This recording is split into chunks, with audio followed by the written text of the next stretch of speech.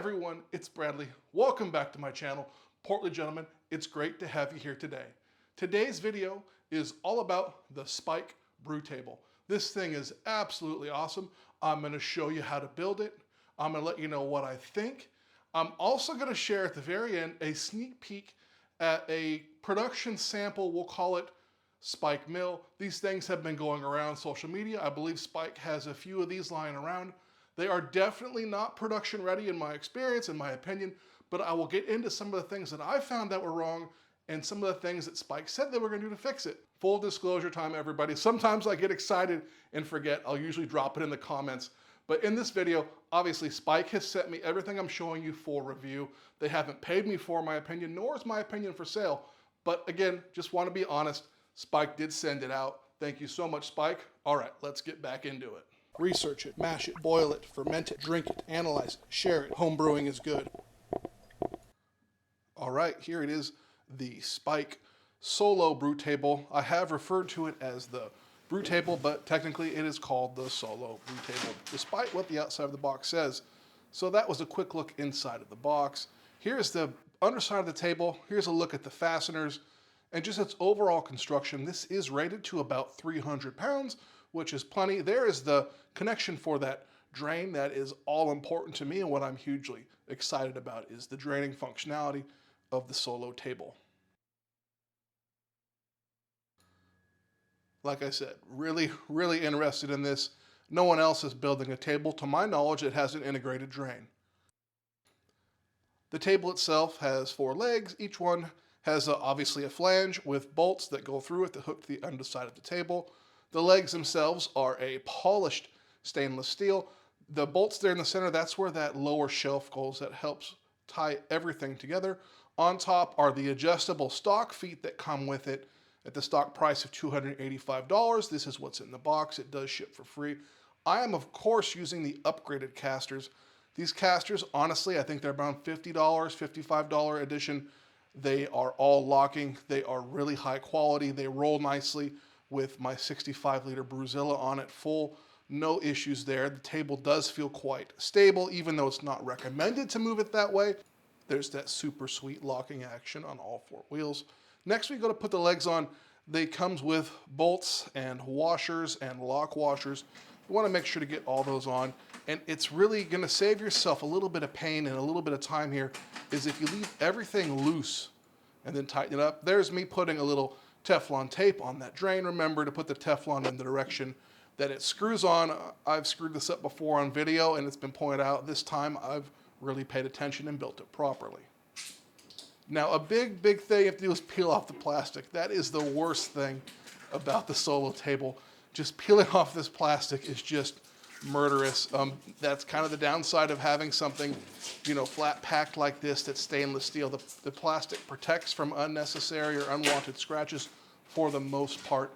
Aesthetically, you know, there are some scratches and scuffs on this. It doesn't affect the way it works at all, but aesthetically, that is an issue. And here we are, you kind of, like I said, with the legs left a little bit loose, you can see me when they're in the bottom and see me interrupting the camera. I kind of went down one side a little lower and then got everything into place and then threw the bolts in. And this is the main reason of why you want to leave it loose, just so you fit this in without having to fight it too hard. And once I got these in, I tightened up the lower shelf and then tightened the leg bolts themselves rather rapidly after that. Spike does include an Allen wrench or Allen key with the toolkit, which is nice. It made it a lot simpler. I didn't have to find my own. If you've watched this long in the video, I would really appreciate it if you would like, comment, and subscribe. It helps the channel a ton. Now I'm going to put on the optional casters. It is super nice to have that Loctite on there. You know these won't come off. A pro tip here is you can lock the caster itself once you get it on hand tight, and then once it's locked, you can get it tight enough. You don't need a wrench. I think it's a really nice thing to include. And more peeling, the top of this guy, it's fully built at this point, but really, man, it's just peeling plastic. I know I'm complaining. Here we are, fully built. There's the provisions to mount a pump and or a Spike chiller. The flow pump goes quite nicely under this and bolts up right to those 4 bolts there on the right. It's 304 stainless steel construction. It's just perfect for a brewery. It just looks good on camera. It looks good on person. You can see some of the polishing imperfections. There's that valve, and that is a really handy addition. The top of this thing, the top dimensions are actually about 21 by 19 inside of that reservoir. I'm going to throw the actual dimensions up on screen right now. So if you want to see that, go ahead and pause the video. There is that drain hole. In my experience in testing, the drain hole is actually useful if you make a mess. There is that polishing I was talking about. It shows up under my lights. In person, it's not quite as bad. There's one of the welds. That one is a good looking little weld. Here we are with my 65 liter on top. It holds it perfectly.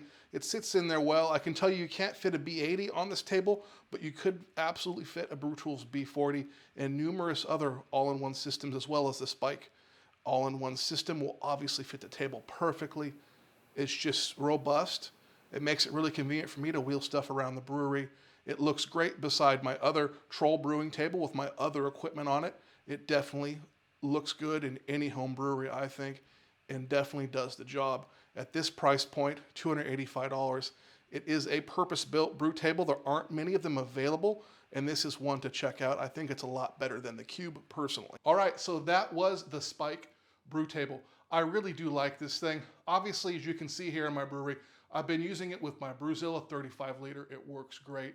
I really think this would make an awesome fermentation table, something to put a unitank on. Condensation is a really big issue depending on your climate, whether you have a tank that just uses a neoprene jacket or if you have a tank that is fully insulated, all stainless with insulation inside of it. Those are few and far between, but even those sweat and it can make a mess. So this integrated drain would be really handy for that. I'd absolutely love, honestly, to get about 3 more of these and set that up along with one of those new Spike unitanks. That would be awesome. All right, so now it's time to talk about the Spike mill. And it's obviously right over my shoulder, just lurking. First off, I want to say thank you so much to Spike. I've had this thing for 2 weeks, which I really appreciate. My schedule was busy, but obviously I've made time for it. So one of the things that's nice about the Spike mill, this pre-production kind of sample or production prototype, whatever it's called, this thing actually has a really compact form factor. It's not massive, it's not small, it's a good form factor. I think it's going to work well for lots of homebrewers. The strategy of having a mill put together, one a smaller one that can be cheaper for a homebrew, and a much larger one that is more appropriate for a commercial kind of brewery or a small nano brewery, whatever you want to call it. I think that's a really smart move on Spike's behalf. They definitely have been thinking and paying attention to what's going on in the market. The mill itself is chain driven. Honestly, chain drive or belt drive, there are pros and cons in my world to that. Chain stretch, belts can be quieter, I believe. There's trade-offs here and there. I think Spike has gone with a chain for packaging and possibly cost. Nothing wrong with that, but it is something to note. This is a chain-driven mill versus gear-driven or belt-driven. Another thing is the hopper. The hopper itself holds like 15 pounds of grain, I believe. Basically, Spike has said that the hopper holds as much as a 5-gallon bucket once it's milled. So that in itself does make sense to me. I'm a fan of a larger hopper. Maybe they'll make one available, maybe they won't. That wouldn't be a deal breaker for me. It probably is the perfect size for about 90% of home brewers. I am hoping that Spike will produce a dedicated table accessory or mounting accessory. I honestly don't think if you're buying this mill, you're going to want to have this mill sitting on top of a 5-gallon bucket, even if it's a Yeti bucket. I just don't think that's reality for a customer or a home brewer that is buying a mill at this price point. All in all, I love the aesthetics of the mill. It absolutely looks good, all blacked out. I do love the integrated cord holder. That's a big gripe of mine on another couple mills that I've had experience testing. If you're interested in seeing what I think of those mills, I'll drop some cards up here and you can check out my thoughts. I do have more experience with high-end grain mills than anyone on YouTube currently. I can't stress enough, this is a prototype production sample. So I reached out to Spike with some feedback, especially after I saw some footage of grains being crushed on another YouTube channel. The crush to me just didn't, maybe it was compression in YouTube or something, but the crush to me didn't look like what I would want from a high-end mill. Maybe if you're used to like a monster mill, that's an adequate crush, but for me, it just simply wouldn't do. So the first thing I did was I tried to adjust it, and the adjustment on this mill, the prototype, is extremely hard. It takes a good amount of hand grip strength. I talked to Spike about it. They assured me that this has been addressed, and the production models will have a much easier adjustment, which you're not moving it around a ton, but when you are, and it's with the toolless adjustment, the nice thing is to be able to quickly change between gap settings for different types of malts or grains that you're crushing. Another one of the things was, and this I can't stress enough, this is a prototype mill. It's a sample. This isn't going to be what they're like, but honesty is the best policy in my world.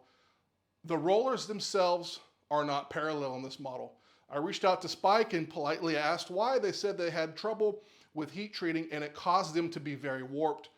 And they basically told me that they deemed them good enough to go out just to get an idea of what the mill is going to crush like, how it's going to perform, how it's going to operate. And I would agree. They definitely will give you an idea of what you could get. Again, I'm just showing it here just so you guys can see what's on the horizon. If you're waiting, I would definitely wait a little longer. Give me a chance to play with it and really generate an honest review and honest feedback about the product. Having said that, it does look impressive. Its fit and finish build quality is impressive. I love the switch. It's just a nice little tactile feel.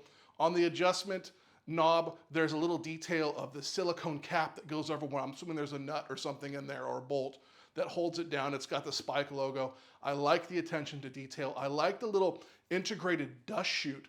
I do kind of think that maybe they should make it a little bit longer so it will protrude down from a table or down into a bucket. For me, dust is a really big problem. It could be because I'm always doing stuff on video and dust just gets everywhere at camera gear, equipment.